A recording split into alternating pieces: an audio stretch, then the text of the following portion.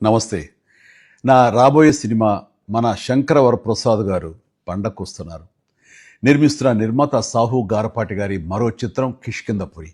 అది రిలీజ్ అయ్యి విజయం సాధించింది. ఆ సినిమా చూసిన నాకు ఒక మంచి ప్రయత్నం చేశాడనిపించింది. అందుగాను ఆ చిత్ర దర్శక నిర్మాతలతో పాటు ఆ చిత్రంలో పనిచేస్తున్న నటీనటులకు అలాగే మిగతా క్రూ అందరికీ నా శుభాభినందనలు. సాధారణంగా హారర్ సినిమాలంటే భయాన్ని ఎలివేట్ చేస్తూ ఒక దెయ్యం కథ చెప్పడం జరుగుతుంది. కానీ 'కిష్కింధపురిలో' హారర్‌తో పాటు ఒక మంచి సైకలాజికల్ పాయింట్‌ను కూడా యాడ్ చేసి చెప్పడం చాలా బాగుంది.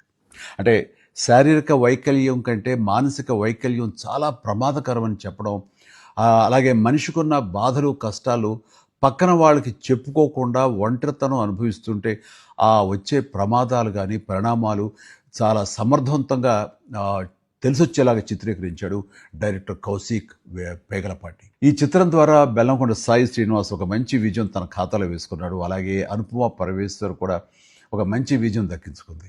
మ్యూజిక్ డైరెక్టర్ చేతన్ భరద్వాజ్ తన పనితనం బాగా చూపించాడు. టోటల్గా 'కిష్కింధపురి' టీం అందరికీ మంచి సినిమా అందించిన మన టేస్ట్ఫుల్ ప్రొడ్యూసర్ సాహు గారపాటి గారికి నా హృదయపూర్వక అభినందనలు తెలియజేస్తూ, ప్రతి ఒక్కరూ ఈ సినిమా చూడాల్సిన ఆవశ్యకత ఎంతైనా ఉంది. Please go and watch 'Kishkindhapuri'.